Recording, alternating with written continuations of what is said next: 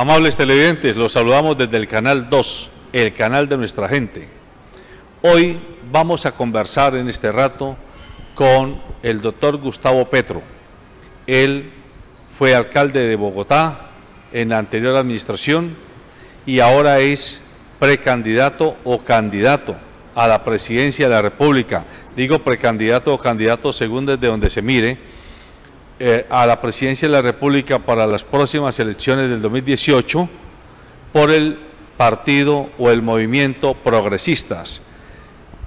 Gustavo Petro es conocido además porque en su historia de vida y concretamente cuando era muchacho estuvo muy ligado al movimiento 19 de abril. De hecho, por haber participado del movimiento 19 de abril que negoció con el Estado en los años 90, tiene mucha autoridad histórica para poder comprender el momento coyuntural que vive Colombia en estas circunstancias, cuando las FARC han suscrito un acuerdo de pacificación del territorio entre el gobierno de Juan Manuel Santos y esta fuerza armada ilegal. Saludamos a don Gustavo Petro y debo hacerle la pregunta de rigor hoy, porque es la noticia que surgió ayer. Ayer las FARC anunciaron, ya habilitadas por el Consejo Nacional Electoral, la candidatura de Timochenko a la presidencia de la República y dijeron, vamos a participar de la justa política electoral. Yo le quiero preguntar, ¿usted qué lectura hace de este nuevo escenario político electoral que tiene Colombia hoy? Mira, los partidos políticos todos están en sus derechos de escoger candidatos y hacer sus propuestas. Esa es la democracia. Y lo mejor que puede ocurrirle a un país es que todos los actores de la vida social y política en un momento determinado se dediquen, antes que a matarse los unos con los otros, a hacer sus propuestas y a esperar el voto ciudadano. La FARC hoy es un partido como el Centro Democrático. Y preguntarme a mí qué piensa de los candidatos del Centro Democrático, pues qué podría yo decir, no soy de ese partido, pues es respetable que ellos escojan su candidato, igual la FARC, no hay ninguna diferencia jurídica entre el Centro Democrático y la FARC. Son partidos a los cuales yo no pertenezco, por tanto, pues me abstengo de opinar cuando sobre sus métodos de selección de candidatos. Cuando presenten sus candidatos y pongan sus argumentos, pues se entrarán en discusión con los argumentos que yo he propuesto ya en todo el país. Son personas y partidos que no están conmigo, ni el Centro Democrático, ni Vargas Lleras, ni el Partido Conservador, ni las FARC. Pues ya veremos la ciudadanía colombiana qué propuesta escoge como la que mejor representa sus intereses y las necesidades del momento en la historia de Colombia.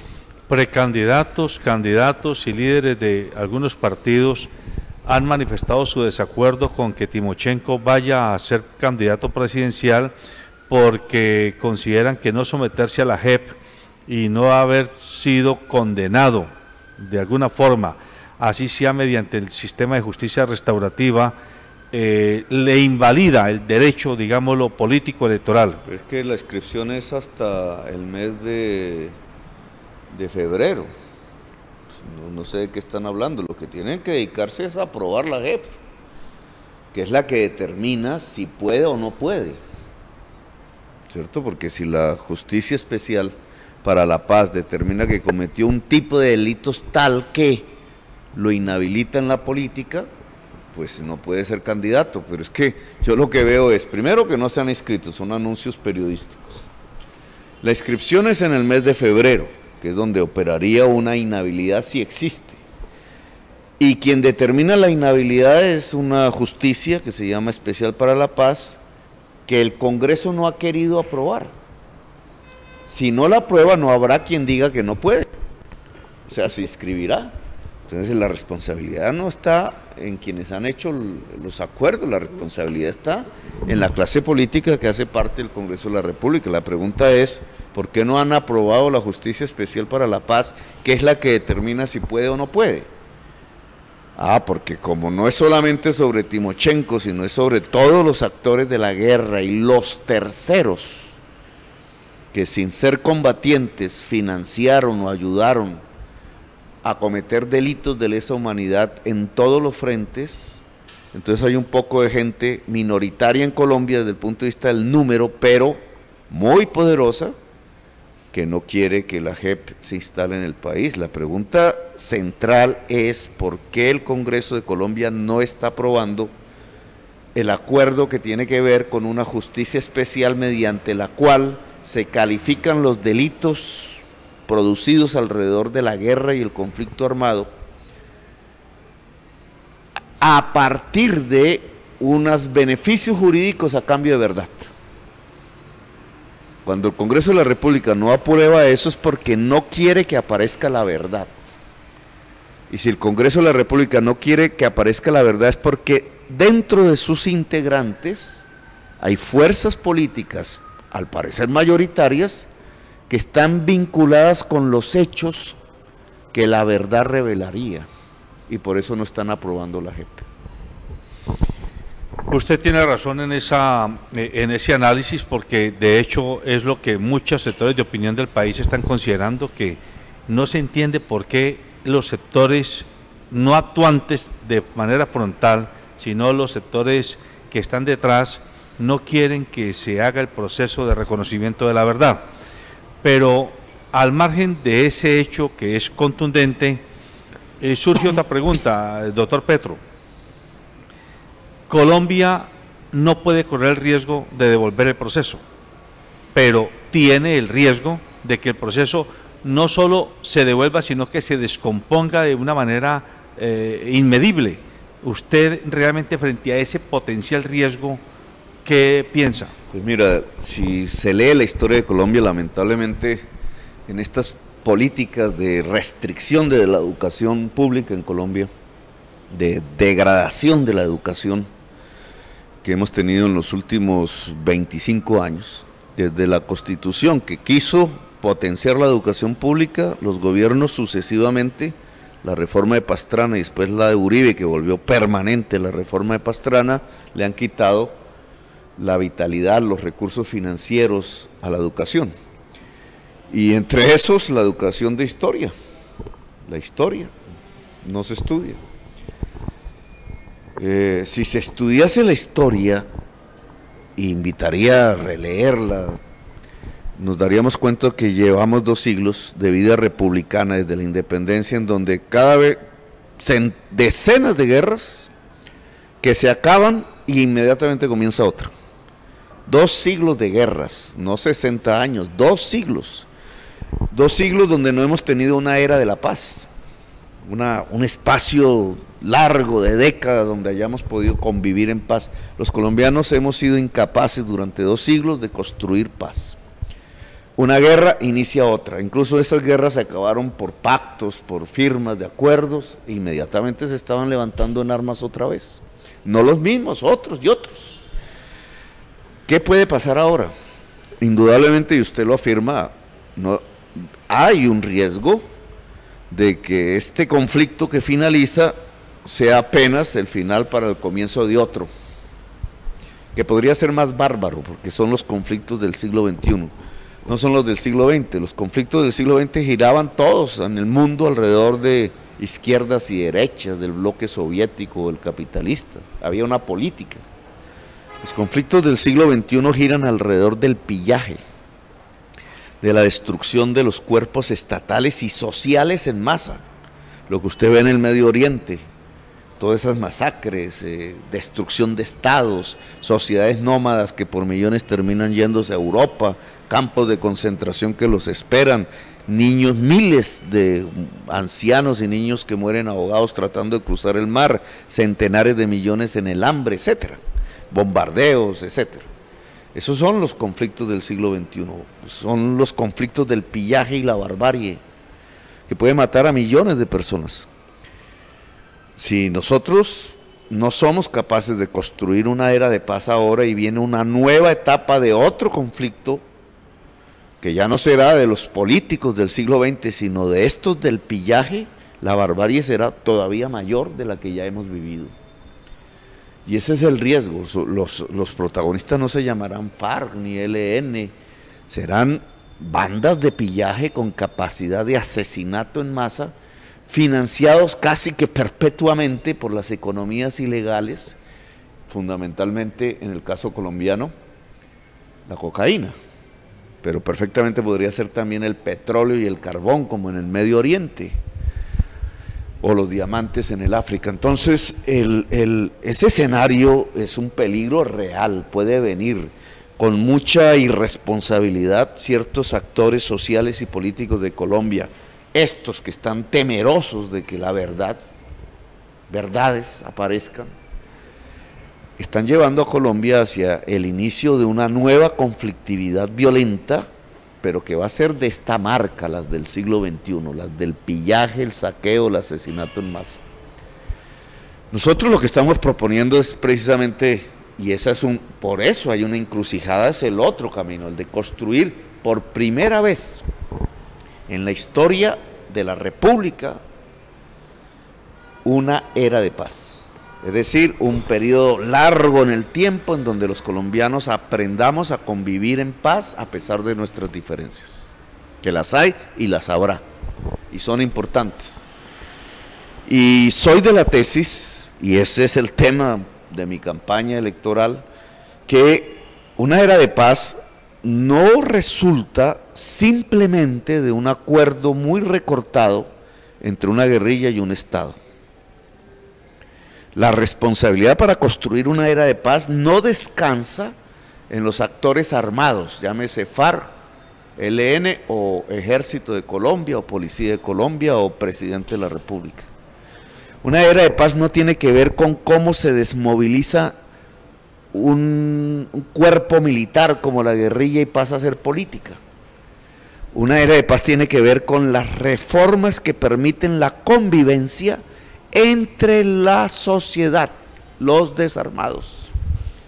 Reformas que permiten la convivencia, si uno se pone a pensar y a reflexionar, ¿qué es lo que nos hace matarnos? ¿Qué es lo que no permite una cohesión, digamos, de tal manera que independientemente que pensemos diferente, pues nos damos la mano, nos tratamos bien, no nos matamos? Y yo creo que están centradas en unos temas fundamentales. La educación pública como un derecho real y de calidad universal para toda la sociedad colombiana, que tiene dos grandes componentes, uno abajo para la niñez. Hermano, tenemos 6 millones de niños y niñas en Colombia entre 0 y 5 años. Allí se forja todo el futuro de Colombia. Allí se forja el corazón y el cerebro en esa etapa de la edad. Lo que surja después ya es inocuo. Allí surgirán seres violentos o no, seres constructivos o no, afectivos, inteligentes o no. En esa niñez se incuba todas nuestras posibilidades. Y cuando usted va y mira qué le pasa a esa niñez de 6 millones de niños, de 0 a 5 años, 3 millones que son los niños de hogares en condiciones económicas paupérrimas, pobres, a veces mamás solas, ¿cierto? Por la violencia, por lo que está pasando. Ni siquiera madres comunitarias las atienden. Están ahí en la calle, dejados. No tienen jardín infantil, no tienen nutrición. Cuando no hay nutrición no se desarrolla el cerebro. Faltos de afecto. Y en su propuesta de gobierno, ¿cuáles son los programas concretos? Esa es una prioridad porque no es ni siquiera propuesta, la hicimos. Cuando nosotros llegamos a la administración que me correspondió por elección popular, nuestra primera prioridad fue esa, pensando precisamente en esto, en una escala menor. Nosotros teníamos 500,000 de niños, la mayoría la mitad sin atención. Logramos crecer la atención integral, no cualquiera. Yo no hablo mal de las madres comunitarias, pero es una política pobre para pobres. Madres comunitarias llevadas a la miseria para cuidar los niños de los pobres. Nosotros lo que hicimos fue profesionalizar algunas madres comunitarias, 4.000, 5.000 profesionales universitarias de la salud, profesionales en de niños configuraron una fuerza que atendía a la niñez en las casas, pero no solamente con una visita física, sino llevando los nutrientes, las vacunas, la atención médica, los artistas del barrio para dar inicios de juego artístico, que es fundamental después para el saber, y complementar con un afecto del Estado femenino, porque eran mujeres la mayoría, el afecto de la madre o del padre si estaba. Esa atención llegó a 180,000 niños y niñas. Nos costó una plata del presupuesto y por eso me llaman populista, pero para mí, y adicionalmente metimos 1.200 aulas de jardines infantiles por si la familia entre 0 y 3 años deseaba que su niño estuviera en un jardín. Construimos los primeros y únicos jardines nocturnos de Latinoamérica, para el caso de mamás solas que trabajan de noche, en cualquier condición. Construimos, digamos, un aparato de protección a la primera infancia que están desmantelando hoy, desgraciadamente, que nos da una experiencia para acometer este trabajo de una manera más compleja en todo el país. Y si usted ese programa... Fíjese que la diferencia entre la nación que hace, madres comunitarias sin salario prácticamente, y muchos contratistas de la politiquería quedándose con la plata dedicada a los niños por el presupuesto, que lleva a que centenares de niños se han muerto de hambre. Allá iba mi pregunta, ¿cómo En financiar Bogotá ese programa? Murió un solo niño de hambre. ¿Y cómo es su plan de financiamiento de ese programa ya a macroescala a nivel nacional? Esto tiene, yo te mostré la parte de abajo, pero también hay una parte arriba del sistema educativo, la universidad, que ya no tiene que ver sino con nuestra juventud, y que es el origen de muchas de las violencias que incluso en Cali y en Palmira podemos observar. No, la mitad de los jóvenes que salen de un colegio público, si llegan a salir del colegio público, no entra a ningún tipo de educación superior. Y esa juventud queda ahí, arrimada en los barrios, sin posibilidades de nada. Si son mujeres, se embarazan rápidamente, el embarazo adolescente las conduce más a la pobreza. Si son hombres, en burbujas, tratando de aislarse de la realidad. Algunas de ellas tienen que ver con la adicción a las drogas, otras con la violencia misma. Violencia de todo tipo. ¿Cómo lograr en una Colombia humana y en el sistema educativo como una prioridad que esa juventud pueda entrar a un ciclo superior de educación como un derecho? Que para ser derecho tiene que ser gratuito, si no, no sirve. Pues tiene que haber una política de extensión. Yo he hecho el cálculo monetario de cuánto costaría y nos da que para lograr que 500,000 de jóvenes que todos los años salen de colegios que no entran a la educación superior, entrasen a una educación superior, nos costaría en 5 años, aumentando gradualmente, una adición al presupuesto de la universidad y a la educación superior de 17 billones adicionales. Por año. Hasta el 5.º año, progresivamente hasta el 5.º, y de ahí en adelante serían siempre, en pesos de hoy, 17 billones. Anuales. Un salto fundamental, porque de y hoy tenemos 33 30 y millones pico, eso es llegar a casi 50. O sea, si el 50% del presupuesto actual dedicado a esa estrategia.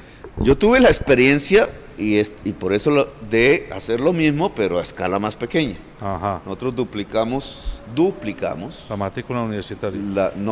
El presupuesto de la educación pública en la ciudad. Los alcaldes casi no tienen que ver con la universidad, pero yo sí de un paso ahí. Duplicamos y multiplicamos por 4 el de cultura y por 2 el de deportes. Y hicimos una sinergia que nos permitió que 250,000 estudiantes estuvieran en la jornada única. Entonces, ¿cómo se hace a nivel nacional? El método que utilizamos para hacer esos saltos presupuestales, sin que hayan impuestos adicionales, es priorizar. ¿Qué significaba? Que cuando empieza a hacerse el presupuesto, se pone primero, por eso sale la palabra priorizar. Primero, educación, infancia y el monto, que crece. Como no tienes más impuestos, un hueco va quedando, ¿cierto? porque no está financiado. Entonces ordenas el presupuesto de tal manera que lo menos prioritario abajo es lo que va a quedar con el hueco financiero, desfinanciado. Pero garantizas la financiación de lo fundamental, y la financiación de lo fundamental es la educación pública y la infancia. Así puedes saltar a 50, lo que pasa es que te va quedando un hueco abajo. Bueno, pero entonces eso, en términos macroeconómicos, usted lo que nos está diciendo es que usted incrementaría de entrada el presupuesto de la nación dedicado a la educación como mínimo en un 50% de lo que hoy es vigente. Y la infancia. Y la infancia, correcto. Y tienes que meterle hay unos componentes que son educación, pero están afuera, pero para ¿no? que usted me deje tocar otros temas, porque hay que tocar varios temas de mucho interés para la comunidad que nos ve y nos escucha. Ya nos explicó el tema de cuidado de la primera infancia y accesibilidad a la educación postsecundaria de la juventud colombiana. Ahora háblenos de la calidad de la educación. A ver, hay un programa que hoy se llama Serpi lo paga, y ese programa tiene muchos cuestionamientos, depende de donde se mire. Lo concreto es que los rectores de las universidades nacionales están diciendo que con lo que hoy se financian 40.000 matrículas universitarias podrían financiarse en educación pública 10 veces más, 400.000 matrículas. ¿Eso es así? ¿Usted estaría apostando por ese tipo de estrategia? Serpi lo paga es lo contrario de lo que estoy proponiendo. O sea, Serpi lo paga parte de decir que los jóvenes no entran a la universidad, solo unos, pocos, el 10%. Los mejores. Ajá. Los mejores entre comillas, y ahora hablo de eso. Y ellos entran en la universidad privada, entonces la plata pública se va por esa vía a la universidad privada y desfinancia la que debería ser la universidad de los que no entran al Serpi lo paga, es decir, de la inmensa mayoría, el 90% de los jóvenes. El programa que yo propongo es al 100%, no al 10%, y es en universidad pública gratuita.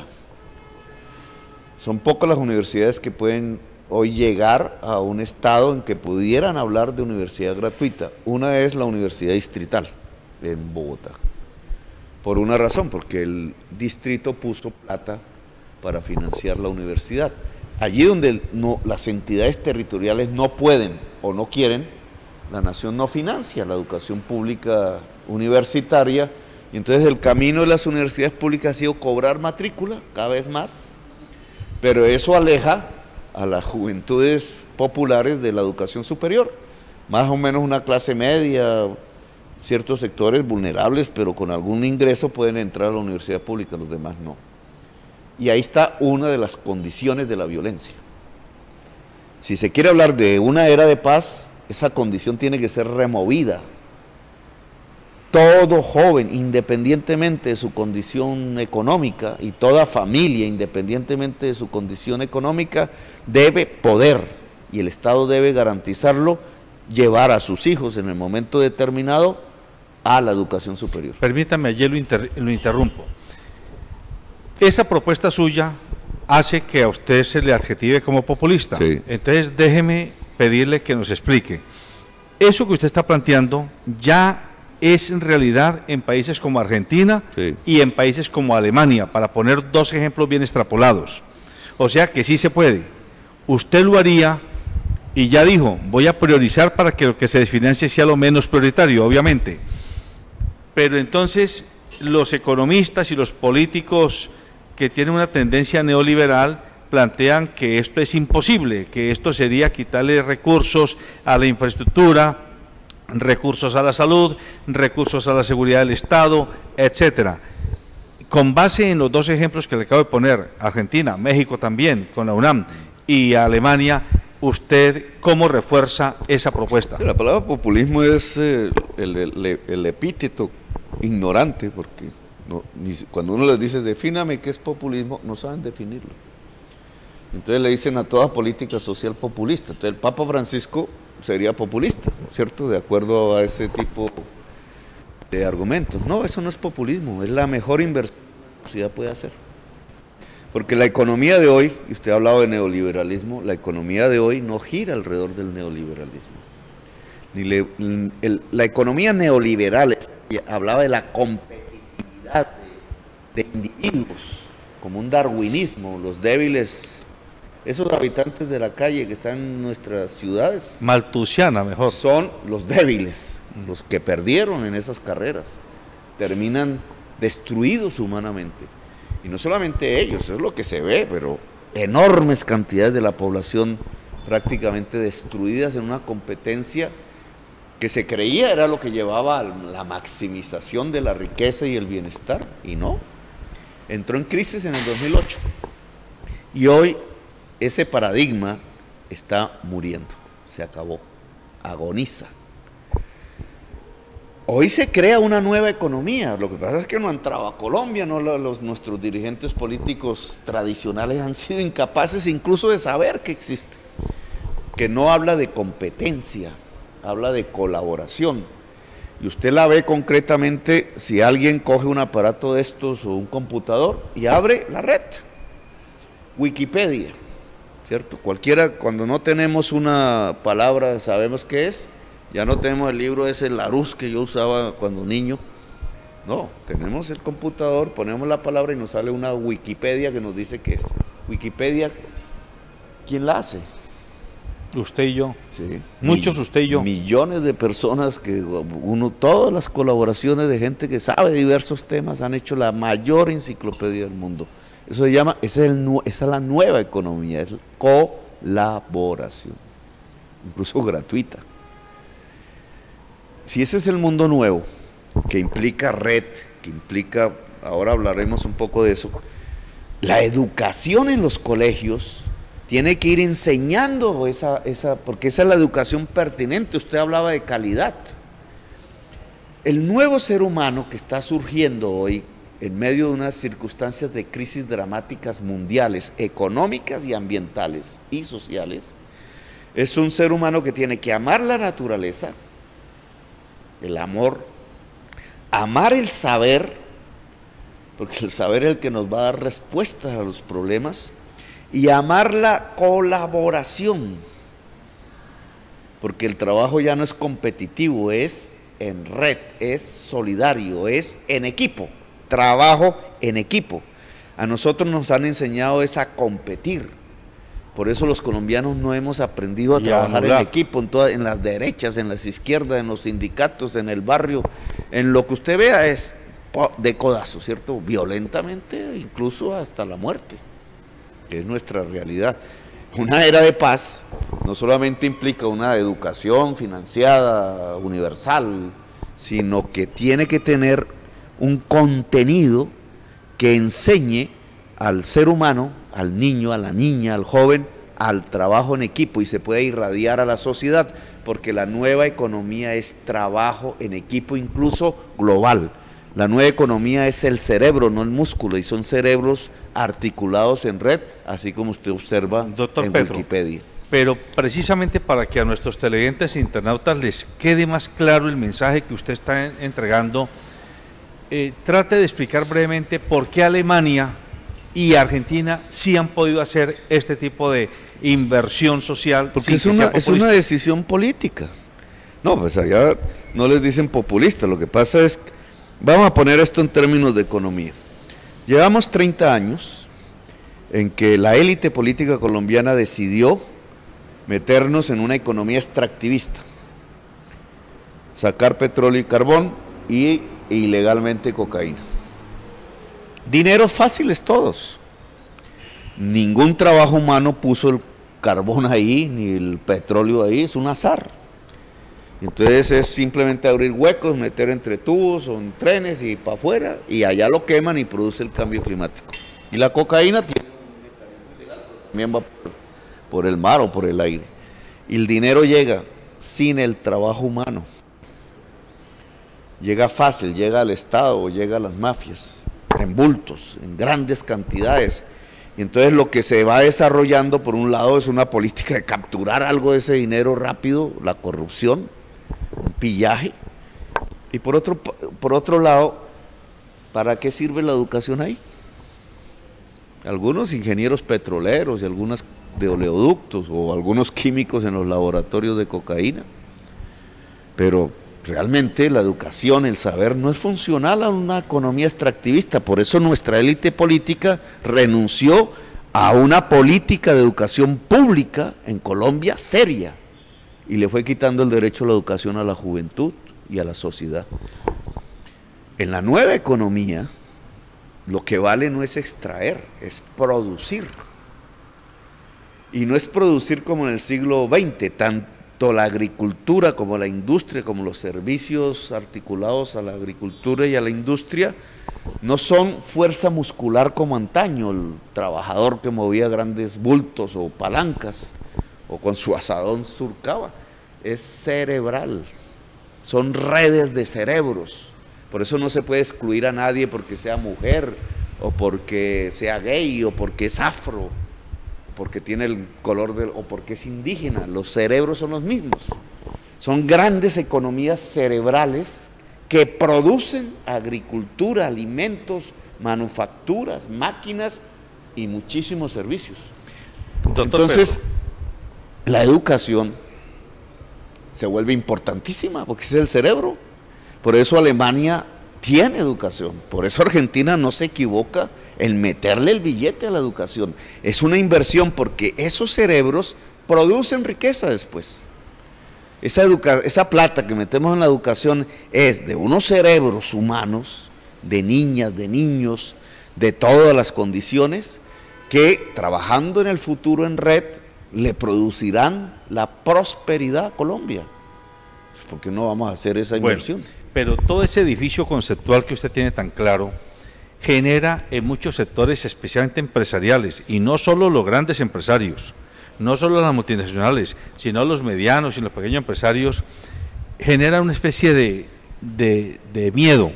Es que Gustavo Petro lo que está proponiendo una especie de copamiento del sector estatal, del sector público, una especie de centralismo de Estado que comience a irrigar y a direccionar la economía, y entonces nos va a quitar el espacio al sector privado, a la iniciativa privada. ¿Qué responde usted ante ese tipo de temores? Pues fíjese usted que estoy hablando de cerebros. ¿Quién ha dicho que el cerebro es del Estado? El cerebro es de la persona. Hasta ahora no se han inventado la tecnología y ojalá nunca se la inventen de quitarnos el cerebro y ponerlo en una máquina institucional, pública o privada. El cerebro es suyo, es mío. No hay otro igual, nadie puede tener mi cerebro. ¿Pero usted va a trabajar con el sector privado? Ojo, ¿qué es el sector privado? Es usted. Sí, los pequeños, los medianos. El sector privado no es el señor Luis Carlos Sarmiento. Correcto. El sector privado es usted y quien nos está oyendo, los dueños de los cerebros. Cuando yo hablo que una nueva economía es ponerle a esos cerebros la capacidad de funcionar en red, ¿de qué estamos hablando? Iniciativa privada.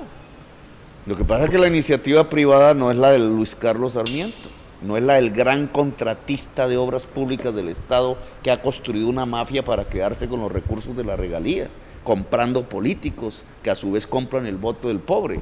No, es el pobre que deja de ser pobre asociándose con su actividad intelectual en la nueva economía.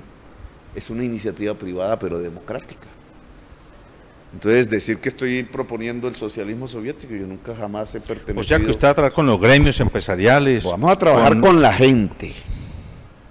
Aquí van a aparecer, porque si usted me lo permite, esta nueva economía necesita energías limpias, que se pueden poner en cada casa. Yo ahora voy a Agua Blanca, y yo lo que quiero ver ahí es ver cómo los techos de las casas de Agua Blanca se pueden transformar en techos de paneles solares para que la gente genere energía eléctrica, lo cual desploma el precio de la energía, conjuntamente con esto que yo llamo los saberes, el saber producir estas economías con costo de energía muy barato. Y es una manera que considero eficaz para superar la pobreza, incluyendo a la mujer, al joven, al afro, a la mujer afro, en unos circuitos de producción de riqueza. Entonces, quiero verlo. Esto es iniciativa privada, pero es de la gente, con unas tecnologías que son limpias. ¿Usted se ha sentado con grupos de empresarios a proponer estos planteamientos? Entonces, si yo me siento con los empresarios del petróleo, pues no les gusta. ¿cierto? ¿Por qué? Porque yo estoy proponiendo salir del petróleo, contrario a lo de Venezuela, que están hundidos en el petróleo. No, la energía solar producida privadamente por los hogares, pero distribuida colectivamente por las redes, que es lo que permitiría la primera palanca de la nueva economía, una energía barata, que además te permite electrificar el transporte, mejorar las ciudades, pero usando las nuevas tecnologías, producir. Y producir siempre es producir riqueza. Ya nos están presionando por el tiempo, yo necesito hacerle a usted 2 preguntas más, no puedo dejarlas de hacer porque no me lo perdonan nuestros televidentes. ¿Qué propuesta tiene para resolver este galimatías de salud que tiene Colombia hoy? Pues bueno, volvamos al mismo tema, porque esto es coherente, no son pedazos diferentes. Si sabemos que nueva economía hay que empezar, porque eso es progresivo, no es de la noche a la mañana, a generar en Colombia de tal manera que por fin tengamos una economía incluyente para la mayoría de la población. Y esta economía, ya lo hemos dicho, necesita cada vez más cerebro que músculo, al revés del siglo pasado. Ese cerebro necesita 2 condiciones básicas, fundamentales en el ser humano. Es lo que nos distingue como seres humanos. Educación, de lo que ya hablamos, y salud. Son las 2 condiciones vitales, la una física, la otra fundamental en el ser humano, la educación, el saber. La salud, que tenemos un fracaso, un fiasco. Salud y pensiones están metidas en una misma ley, la ley 100, la hizo Carlos Gaviria y su ponente fue Álvaro Uribe Vélez. Para los que aún pelean entre el sí y el no, César Gaviria era César, no Carlos Gaviria, César, no César. Gaviria era hace poco del sí y Uribe del no. Los 2 junticos hicieron el negocio de Luis Carlos Sarmiento y el sindicato antioqueño, el de la salud y el de las pensiones, en la ley 100. Ahí sí no había diferencias. Por eso la gente no tiene que dejarse engañar a pelear entre el sí y el no, cuando el problema fundamental es que están juntos en un modelo que le ha quitado a los colombianos la pensión y la salud. Porque poco hablamos de pensiones. Estos señores, el sindicato antioqueño y Luis Carlos Sarmiento, han aglutinado la mayor parte de las cotizaciones de 14 millones de personas durante 24 años. Pues todo suma 220 billones de pesos y solo hay 123.000 pensionados en los fondos privados de pensiones. En Chile ya salen millones a las calles a derrotar ese modelo porque no da pensión. Yo he hecho una propuesta alrededor del tema, que es el sistema de pilares que se usa en Uruguay, que sí da pensión, pero no le permite a los banqueros el control sobre el dinero. Pero usted me preguntó de salud, específicamente médica, porque la pensión tiene que ver con la salud. Lo que hicimos allá donde yo administré fue intentar en la práctica mirar un modelo de salud diferente. El modelo de la ley 100 es curar, no prevenir. ¿Por qué? Porque en curar está el negocio. Entre más gente se enferme, más negocio hay. Por tanto, prevenir es quitar enfermedad, entonces se acaba el negocio. Nuestras abuelas decían, más vale prevenir que curar, y tenían toda la razón. Un modelo de salud debe tener fuertemente y financiadamente y universalmente y públicamente la prevención. Y debe ser grande. Y eso abarata la cura. Obviamente quita el negocio. En Bogotá montamos ese aparato de prevención. Nos dijeron también populistas que tenía una nómina paralela, no sé qué. 5.000 trabajadores de la salud, 1.000 médicos entre ellos, y el restante sobre todo enfermeras, en 800, le llamamos así, 800 microterritorios, llegaron a ser 1.000 de 800 familias cada una, o sea, 800.000 familias.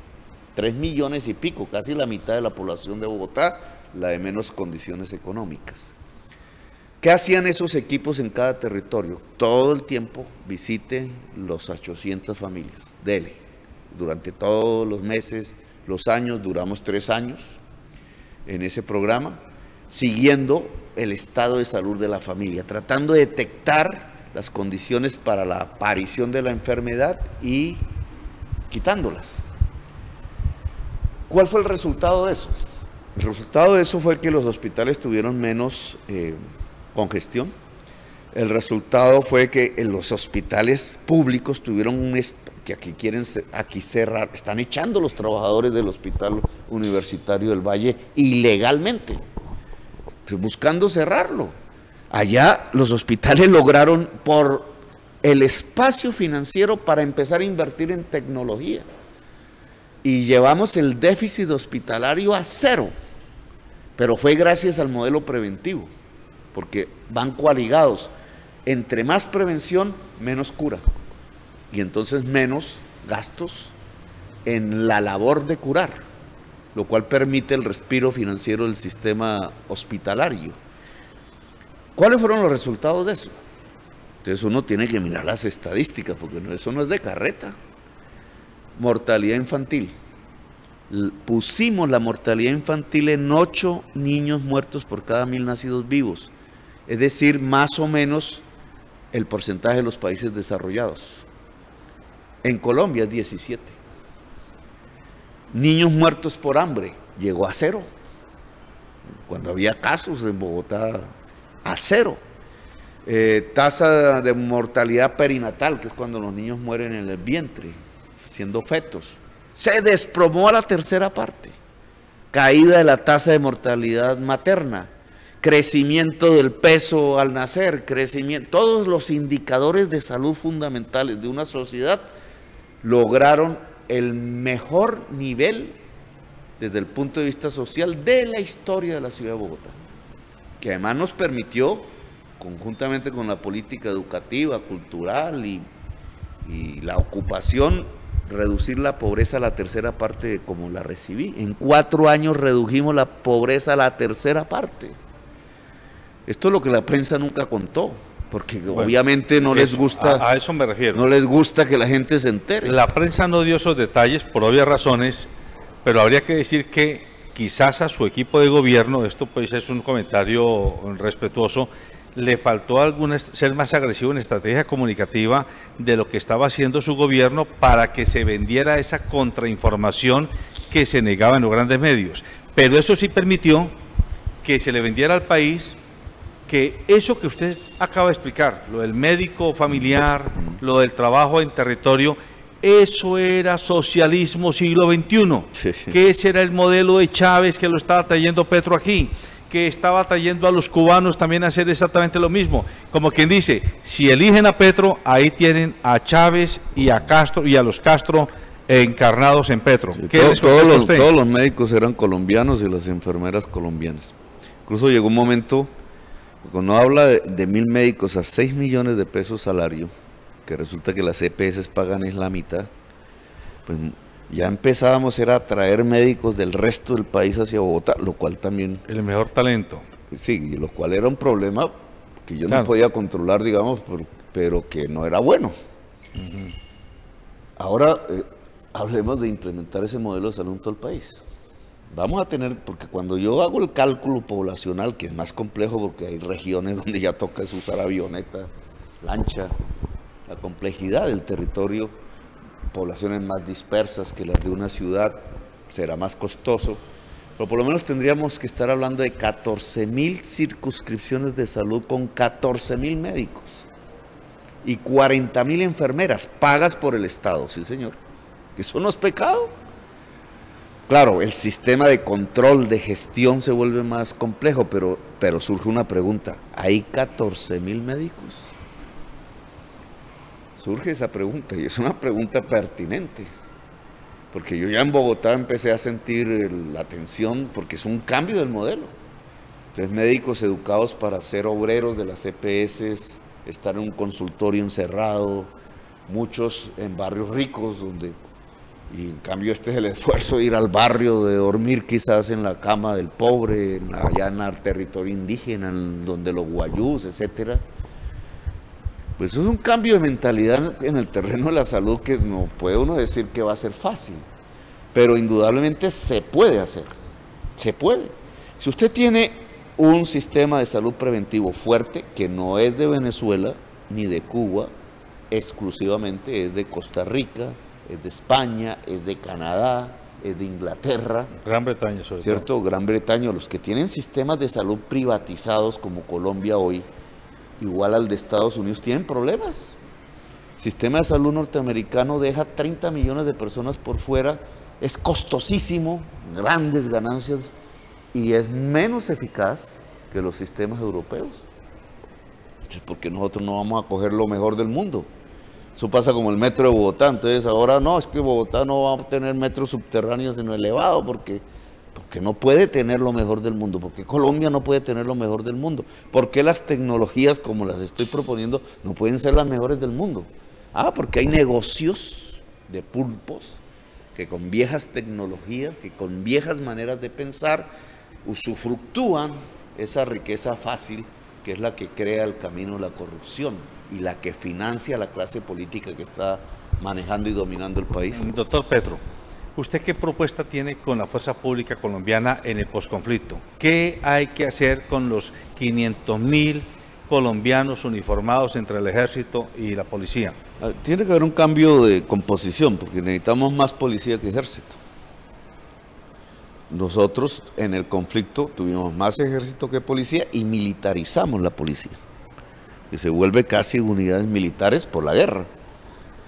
La policía no puede estar militarizada. La policía tiene que ser de verdad civil, ¿cierto? Como es su lógica. Pero tiene que tener más gente por las realidades conflictivas que aún vive la sociedad colombiana. Pero tiene que ser una policía que, a diferencia de la actual, tiene que estar aislada de la corrupción. El gran elemento corruptor de la policía es el manejo policial de la droga. Es una política de los políticos, no de la policía. O sea, llevar a la policía a ser el actor fundamental para perseguir muchachos porque consumen drogas, y por tanto a la olla, al jíbaro, y entonces los que pagan el ají, y entonces vuelven a la policía parte del sistema ilegal de drogas, y eso incluso asciende en mandos, y puede haber incluso mandos que ya controlan exportaciones de cocaína, porque eso es lo que va dejando la salida de las FARC, va dejando una oportunidad para muchísima gente, tanto dentro del Estado como fuera del Estado, de recaptura de territorios para la comercialización de la droga. Por eso están creciendo y por eso están matando los líderes campesinos que quieren sustituir cultivos. Hay una reacción mafiosa que es lo que nos podría llevar a una conflictividad de nuevo tipo, como la que mencioné antes. Pero yo me extendí por este lado y estaba contestando otra pregunta que usted me había hecho. Lo cierto es, a ver si recuerdo la pregunta. La policía y los la policía, hay que desligarla de esa actividad. Yo la verdad tengo una política diferente alrededor del tema de drogas, que la aprobamos también con una experiencia. Los CAMAT, que no eran policías, eran médicos y enfermeras. Eso pudo tener mejores desarrollos. Tratarlos como enfermos y no como delincuentes. Como ciudadanos y ciudadanas, y no perseguir al joven, hablar. Muchísimas veces esos problemas de adicción tienen un problema que es falta de afecto. Y usted cree que con un policía, un bolillo y un canazo por allá, en un sitio terrible, va a solucionar el problema. No lo soluciona. El arte, la cultura, la posibilidad de que cambie la gravedad de la droga. Ahí en ese Bronx consumían era bazuco, que es absolutamente destructivo. Nosotros buscábamos a ver si dejaban eso, así fuera otra droga, pero menos nociva. Todo eso hace parte de una nueva política que en muchas partes del mundo se está utilizando con éxito. No es fácil científicamente sacar a una persona de la droga porque sí. Pero bueno, digamos, la policía esa no es la función de la policía. La policía, su función es cuidar los derechos y las libertades de la gente. Y para eso necesita un cuerpo policial más civil, más sabedor, digamos, sapiente, y tendrá más gente, necesariamente. El ejército entonces tiene otras funciones, ya que no hay guerra, ojalá, interna en el país. Entonces su función tradicional es cuidar fronteras, ¿cierto? Es así como se creó. Pero hay unas nuevas realidades que a mí me parece que el ejército tiene que atender. El problema de la seguridad cada vez más, es más la seguridad de la vida, la seguridad ambiental. Tenemos unos líos inmensos, el manejo de aguas, minerías de estas que están ensuciando el agua, contaminándola, de destrucción de bosques, hacer vías de terciarias, páramos, bueno, una depredación generalizada. El ejército tiene que ayudarnos, hay que hacerle crecer una conciencia ambiental. Usted montaría la ingeniería militar de nuevo para que entre pero a sus es ingeniería dentro del cambio climático, para lo cual el ejército tiene que entender qué es eso, ¿cierto? Tiene que haber colaboraciones multinacionales en estos esfuerzos. Digamos, las Fuerzas Armadas sí tienen en un país sin guerra funciones que cumplir. La educación, ¿cierto? La educación en fronteras, pues, ¿dónde es que se expresa la nacionalidad? Si no es más que todo en la frontera. Déjeme, yo le pido que nos hable un poquito de qué va a hacer con la producción campesina y con la situación del campo. El 70% del alimento está siendo importado en Colombia y los insumos agrícolas también. ¿Cuál es su estrategia? Sí, pero usted cualquier recorrido que haga por el país, no tanto en los alrededores de Cali, pero sí en el Caribe, en el Magdalena Medio, en el Piedemonte Llanero, usted lo que ve es potreros y vacas de vez en vez.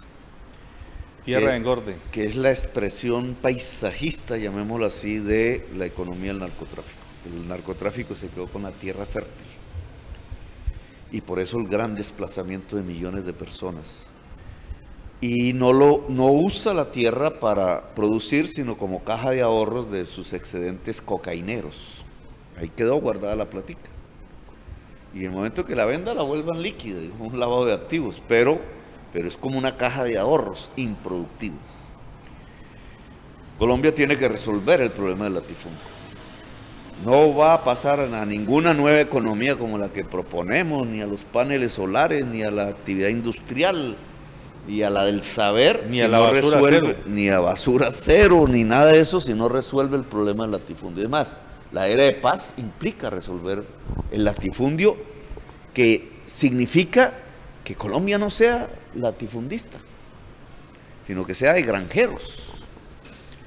Fíjate que ahí vuelve la iniciativa privada. Los granjeros no son el Estado, pero sí millones de personas, hoy campesinas, pequeños y medianos productores, que pueden usar esa tierra fértil para producir alimentos, tanto para el mercado nacional como usando estos saberes, estas redes, esta nueva economía, lograr penetrar un mundo que cada vez tiene más hambre, es decir, que se necesitan más alimentos. ¿Cómo se le quita el latifundio al narcotráfico? Es un tema recurrente, ¿cierto? Los japoneses inventaron un método, no tenían narcotraficantes, tenían samuráis armados, que fue volver la propiedad de la tierra deuda pública, entregarles papeles del Estado y coger la tierra y ponerla a producir. Convertirlos en inversionistas de deuda pública. En acreedores del Estado, rentistas, pero el Estado puede coger esa tierra y entregarla a quienes quieren producir, que son millones de campesinos que necesitan tierra, entre esos los que cultivan hoja de coca, que si tienen tierra fértil no se ponen a cultivar hoja de coca. Por eso yo hablo de sustitución de tierra, no de cultivos. Pero también pequeños y medianos empresarios para producir alimentos, no energías para los carros. Ojo con eso. Porque la necesidad mundial cada vez va a ser mayor en el tema de alimentos, no en el de energías de carros. Los carros se van a volver eléctricos. Y ya está ocurriendo. Así que los señores de la caña de azúcar, dueños de los cañaduzales que no me quieren, ¿cierto? Les digo con mucha hermandad, el negocio no está en el etanol y el negocio no está en el azúcar. Y hay que buscar incentivos para que estas tierras fértiles del país empiecen a producir una pluralidad de alimentos que además pueden generar una capa de agroindustria que vincule a la población a la actividad productiva. Pero fíjese que esa propuesta suya es bien novedosa, la de volverlos acreedores de deuda pública a cambio de que el Estado pueda usar esa tierra, o bien para producción en el campo o en algunos casos para urbanizarla. porque hay un problema de vivienda también en el país. Sí, pero no, la urbanización no demanda mucha tierra. Lo que hay que evitar es que en las grandes ciudades usemos la tierra de alto riesgo climático para poner a los pobres a vivir ahí, por negocio, que es cambiar la política de vivienda por hábitat. Bueno, háblenos un poco de cuál es su política de vivienda. ¿Qué va a hacer usted para resolver el problema de 2 millones de viviendas que faltan en este país? El tema está en los paneles solares. Miren, lo que yo he descubierto, experiencia administrativa, es que más que vivienda nueva, por ejemplo en la ciudad de Bogotá, la demanda por vivienda nueva ya es mínima. Digamos, el déficit que llaman cuantitativo, los técnicos, que es vivienda nueva, ha disminuido radicalmente. Eso en este momento el 2 o el 3%. En cambio, donde hay un problema grave es en el que llaman cualitativo, es decir, la calidad de la vivienda en la que estamos, cuyo tratamiento es la renovación, ¿no? La revitalización le pusimos nosotros. No es tanto la expansión, es que áreas deterioradas se transformen, pero no sacando a la población que vive ahí, sino para la población que vive ahí. El urbanismo colombiano ha consistido en sacar pobres para hacer renovaciones urbanas, pero para altos estratos. Entonces, generalmente en los centros de las ciudades o en los lugares de mejor paisaje, usted lo que ve es una sacada brutal de pobres que entonces terminan en las áreas de riesgo climático, al lado de los ríos, allá en las laderas, y el paisaje, la mejor tierra, entonces termina, o el mejor sitio, terminas para áreas de guetos de población de alta capacidad. No, lo que hay que hacer es una política de revitalización urbana democrática, que nos permita usar edificaciones existentes en planes de renovación urbana para la población que vive ahí y otra. Pero el problema fundamental de Colombia, tanto en el campo como en la ciudad, no es de expansión, es de renovación. Doctor Petro, el tiempo se nos acabó y ya la presión de su comité de prensa es razonable, pero a usted le tienen, usted lo acaba de decir, a usted no lo quieren los azucareros, a usted le tienen miedo en muchos sectores, especialmente empresariales, de grupos de terratenientes, rentistas de capital.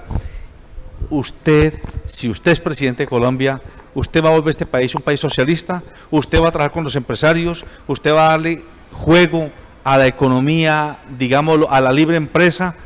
Contéstenos para que ellos lo escuchen en vivo y en directo. Empresa asociativa. Economías fundadas sobre el saber y el cerebro. O sea que si el empresario no tiene una empresa asociativa... Cero dependencia del Estado. Y si un empresario que tenga una cadena de panaderías, él no se quiere asociar, sino que quiere seguir siendo... Es que él se asocia porque el pan no lo hace él solo. Ah, pero no es que le vaya a usted... Así sea una familia. No, ¿cierto?, le va a socializar su empresa. ¿Qué hace un Estado dueño de panaderías? Los políticos que hacen eso en ciertos países, lo que hacen es una torpeza. Dígame, ¿el Estado sabe hacer pan? Esa es una buena respuesta. Si eso da mucha tranquilidad. Si el Estado se pone a hacer pan, sale un pan muy feo. Ni zapatos tampoco, ojo, ni ropa. Hay cosas, digamos, vamos a poner un ejemplo, un restaurante. Al final un restaurante es como una artesanía, ¿cierto? La cocina, pues hay de masa, pero también hay, digamos, sofisticación. En Bogotá nosotros expropiamos los restaurantes, o la ciudad vivió un boom de actividades de restaurantes que se volvió de calidad. Yo le haría esa pregunta. ¿A quién expropiamos en Bogotá nosotros? ¿Quién salió chuzado porque era opositor? ¿Quién se fue del país exiliado porque era opositor a nuestro gobierno? Esa es la respuesta. ¿Qué manifestación le echamos bolillo, gases y tiros que se haya hecho en la ciudad de Bogotá? Nosotros dejamos vivir. Bogotá vivió en la Bogotá humana el momento más alto de democracia multicolor, le llamo yo, la democracia multicolor. Entonces, venirnos a poner a gente que además fuimos del M-19, ponernos que nunca jamás estuvimos ni en la Unión Soviética, ni fuimos partidarios de eso. El ropaje del comunista estalinista es una forma, obviamente, de asustar al elector. Pero hoy todos los medios de comunicación amanecieron, abrieron las cortinas de noticias diciendo: las FARC van a aliarse con Gustavo Petro. Ese es el gran coco de las elecciones del 2018. Yo nunca, no oí eso, pero si lo dijeron están orinando fuera del tiesto.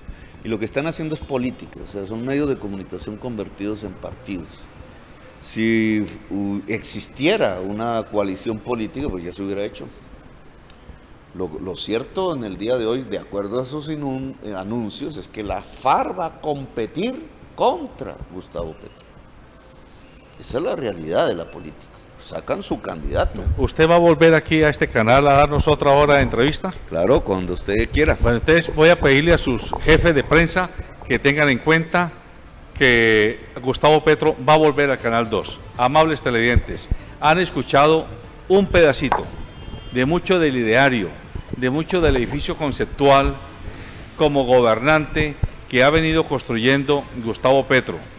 Él, en mi opinión, a él le ha faltado ser más contundente en su estrategia de comunicación para que los colombianos vamos quitándonos de la cabeza esa cantidad de telarañas que monotemáticamente lo han ido ubicando como el coco del capitalismo, de la libre empresa, de la democracia colombiana. Nosotros en este canal le abrimos la puerta con mucho gusto y estamos dispuestos a seguírsela abriendo porque creemos, primero, que es un colombiano decente, segundo, que es un colombiano preparado para poner al país a pensar y a actuar en función del futuro, y tercero, porque este país está ávido de alternativas que funcionen. Buenos días.